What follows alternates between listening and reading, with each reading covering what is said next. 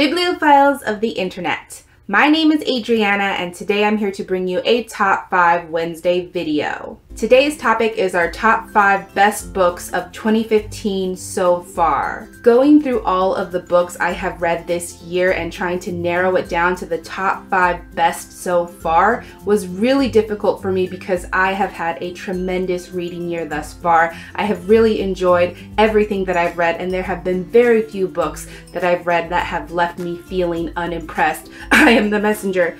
So I think we have a very good list on our hands.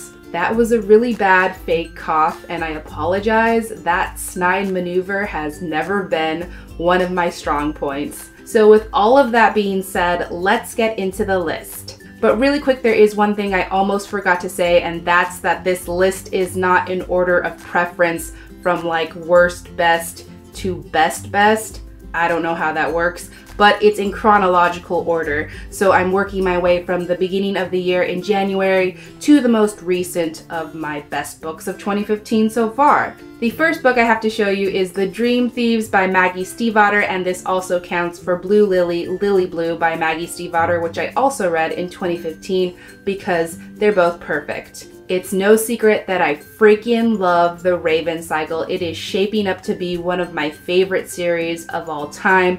Every single book is an absolute treasure, and it was such a joy to read this book in January and then I think Blue Lily, Lily Blue in February. Not only has Maggie Stiefvater created this truly unique and amazing paranormal series, but she has crafted some very beautiful and intricate characters that give me so many feelings. The Raven Cycle is truly something special, so it's no surprise that the two most recent books are considered two of my favorite books of 2015 so far. Next, we have The Darkest Part of the Forest by Holly Black. Let's just say that I'm not going to forget a truly magical story about a lady knight that also stars queer characters, especially when it's this well written, anytime soon. Seriously, lady knights are like my aesthetic. Of course, I also really love Holly Black's writing style in The Darkest Part of the Forest. It's so appropriate for the story. It's very dark in tone.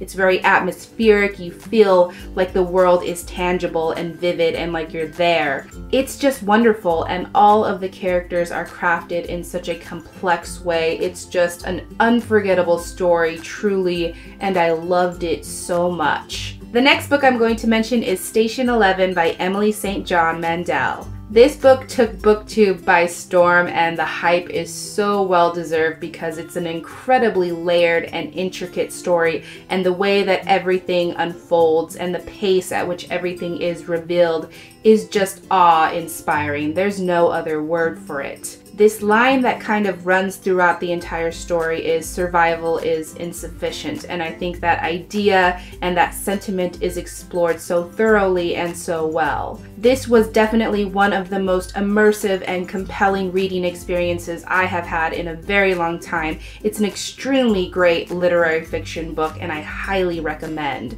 Penultimately, I'm going to be talking about I'll Give You the Sun by Jandy Nelson. Reading this book was a true experience for me. I felt myself changing as I was reading the story and as the characters themselves were changing. I was very deeply affected by this story. It's emotional, the characters are so dynamic, and also Jandy Nelson is just the master of figurative language. She takes a lot of risks in her writing, but ultimately those risks pay off with some very rewarding sentences. This is another book that I have so many feelings about, and I definitely look forward to rereading it many times in the future. And the last book I want to talk about is Dark Places by Gillian Flynn. I admire Gillian Flynn. I want to be Gillian Flynn when I grow up. She is a tremendous writer. She is nothing short of a genius, and her mysteries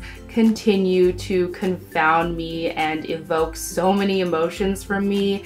She is just a gem. Gillian Flynn is doing some amazing work in the mystery thriller genre, the likes of which I have not seen until now. And that's because not only is she creating these very evocative and compelling mysteries that keep you engaged and that keep you guessing every single second of the way, but she is crafting these characters who are so horrifically human. Her characters are so twisted and so effed up. They say the most horrible things imaginable, but she still manages to make them, in some small way, sympathetic. That is crazy to me. Basically, Gillian Flynn's writing is on a completely different level because not only can she craft these insanely complex characters, but she also has this knack for picking out imagery and little details that will linger in the reader's mind for so long, and they generate this very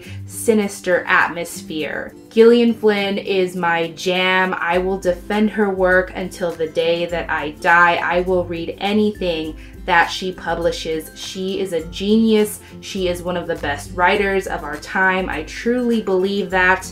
And that is basically what I'm trying to say and what this book represents on this list. So those were my top 5 best books of 2015 so far. Technically 6 if you count Blue Lily, Lily Blue, but I really love every single book that I showed you today. In the comments down below, please let me know if you have read and loved any of the books I talked about in this video, or let me know what are some of your favorite books of 2015 so far. But that is indeed everything I had for this Top 5 Wednesday video today, so thank you so much for watching. I really hope that you enjoyed it, and I will catch you on the flip side of the page.